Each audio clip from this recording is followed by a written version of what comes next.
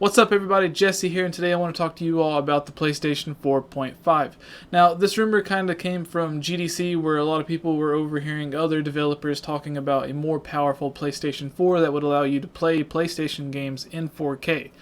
Now, a lot of people thought this was just hearsay or rumored or whatever, but since then, a lot of people have actually confirmed with inside sources that they independently trust to pretty much say, yes, the PlayStation 4.5 is happening. And I made a video about this a while back, but I kind of want to reiterate on this as to what does this mean for PlayStation. Is this, because if you go buy the PlayStation VR, whenever it comes out, it comes with a separate processing box that it needs to process video for the actual VR while still playing on the PlayStation 4 TV or whatever. So with that, the PlayStation 4 isn't powerful enough to power both of these, and it needs this separate processing unit. With the PlayStation 4.5, it'll basically have the processing box built into it. Not necessarily built into it, but the GPU will be powerful enough to where you won't need a separate box. It'll be able to play 4K games with ease, and that's very interesting. But it still brings up the fact, why did they not think about this before? Why didn't they? One of the things that they did with the PlayStation 4 is it's incredibly easy to change your hard drive size. With older consoles like the Nintendo 64, you could switch out the RAM disk inside of it, so instead of having, I think, 4 megabytes of RAM, or however 64, you could put in like 8 extra megabytes or something like that. I don't know. Very old console, but you guys know what I'm talking about. Little red thing that allows you to play games like Donkey Kong 64 and Majora's Mask, Perfect Dark, stuff like that.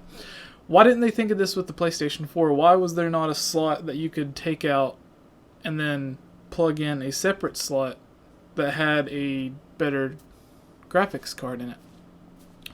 And what's also interesting is Microsoft, at an event a couple of weeks ago, kind of announced something similar, where they said that the Xbox platform is upgradable in a way. That the platform itself, they won't need to release new architecture or a new Xbox, but they'll still be able to get more performance out of the Xbox that already exists. Now, I don't know what that means for them, because that could just mean that they're going to allow more rendering done through the cloud and then essentially stream the video to your Xbox. Microsoft, that's just a whole world on its own. But I want your opinion on the PlayStation 4.5, since a lot of people like Kotaku and other websites have gone out and said that they have confirmed with their sources the PlayStation 4.5 is real. How do you see this working in the consumer market? Do you think it'll be something that you can just plug into your current PlayStation 4? Do you think it'll be a brand new PlayStation 4 entirely? Do you think they won't call it the PlayStation 4.5 or the PlayStation 4K? It'll just be the slim model and they won't say anything. It'll just be the new PlayStation 4, kind of like how the PlayStation 3 and PlayStation 2 had their slim models. And then will they release patches for games that already exist to allow you, if you have the PlayStation 4.5 or whatever it's going to be called, to go to the menu and select 4K support, and then you can suddenly play these old games in a higher resolution? Or will it only be certain games that are playable at this higher resolution, similar to if you have the new 3DS? There are certain games that you can only play in 3D, or certain games that will only play on the new 3DS. Even if you own a normal 3DS, you can't play the games. This is very interesting. It's weird. They definitely have the market, or the majority of the gaming market with the PlayStation 4, as it's the console in the current gen that sold the most.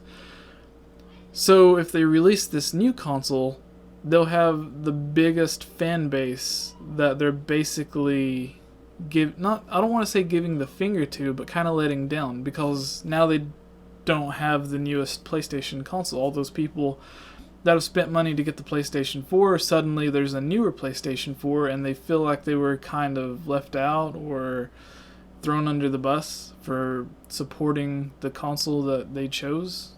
when they could have just waited to get the more powerful version.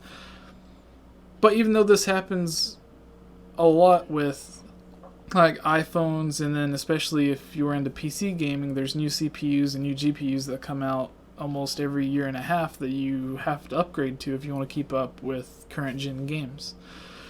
But with consoles, we're used to just buying a box, and then that box sits there and you can play every game that comes out for the next 5 to 10 years before you have to upgrade.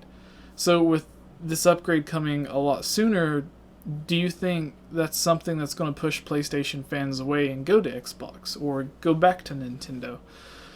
Let me know your thoughts in the comments below. Thank you for watching, and I want to give a quick shout out to all of my supporters on Patreon. Thank you so much for your support and giving me this topic to discuss in this video. Thank you.